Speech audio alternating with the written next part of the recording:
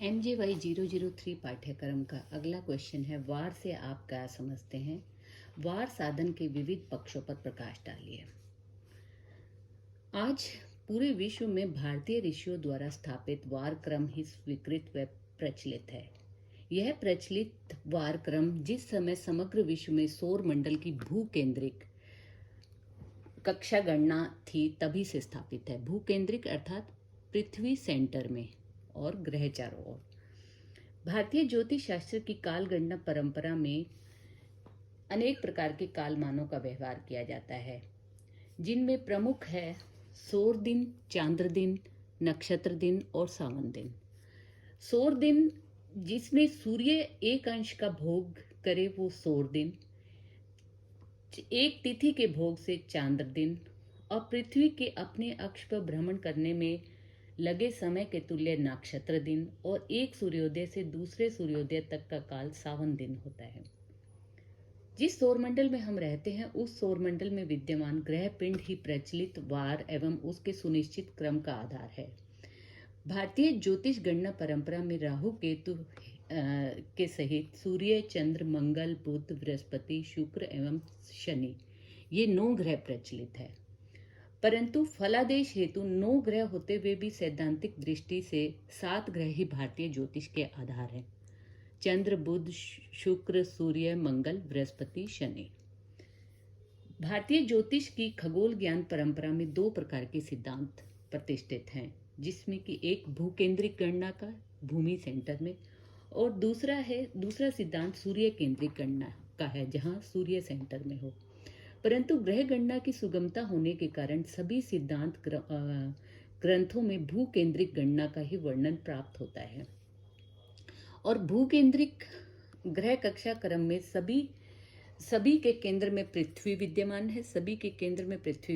है और पृथ्वी के ऊपर चंद्र, बुध, शुक्र, सूर्य, मंगल, बृहस्पति और शनि की कक्षाएं हैं और सबसे बाहरी कक्षा नक्षत्रों की कक्षा है। और इस ग्रह कक्षा क्रम के आधार पर ही घटी एवं होरा भ्रमण के अनुसार वार क्रम निर्धारित होते हैं। अब जिस दिन का जो वार होता है उस दिन की प्रथम होरा उसी ग्रह की होती है।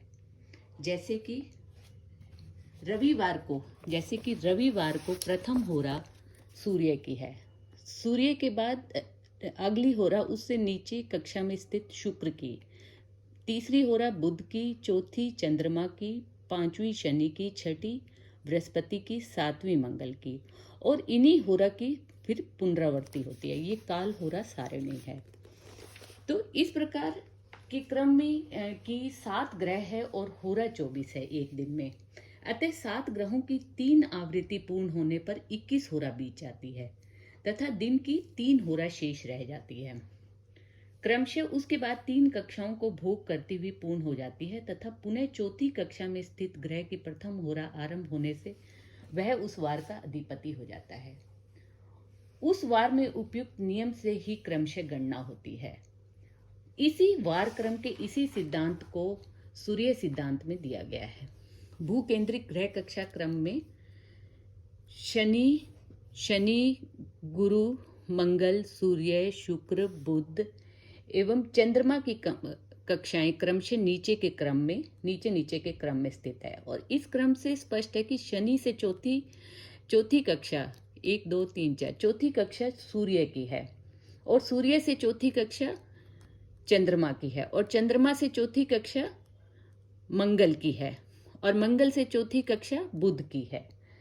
तो इस प्रकार क्रम से नियमानुसार चतुर्थ कक्षा में स्थित ग्रह वार के स्वामी सिद्ध हो जाएंगे और जिससे क्रमशः हमारे क्रम आएंगे रविवार, चंद्रवार, मंगलवार, बुधवार, बृहस्पतिवार, शुक्रवार और शनिवार। इस प्रकार यह तो वार क्रम के सैद्धांतिक आधार को हमने समझा। इसी प्रकार हम वार की प्रवृत्ति को समझेंगे कि सृष्टि के मूल में सूर्य के विद्यमान होने के कारण सृष्टि प्रक्रिया में सर्वप्रथम सूर्य की उत्पत्ति हुई तथा प्रथम सूर्योदय के साथ ही कल्प, मनु, युग, वर्ष, मास, दिन आदि की प्रवृत्ति अर्थात आरंभ होने के कारण ही प्रथम वार के रूप में रविवार का ग्रहण हुआ। परंतु ईसाई परंपरा में प्रथम वार सोमवार होता है, परंतु इसका कोई प्रमाणिक आधार प्राप्त नहीं होता है। सूर्योदय एवं अर्धरात्रि काल से वार प्रवृत्ति की परंपरा भारतीय ज्योतिष शास्त्र में वर्णित है, परंतु धार्मिक और व्यवहारिक उपयोगिता में सूर्योदय कालिक वार प्रवृत्ति का ही अधिक महत्व है। गणना की सरलता के कारण अर्धरात्रि काल से वार प्रवृत्ति की परंपरा का संप्रति आधुनिक प्रयोग दिखाई दे रहा है। धन्यवाद।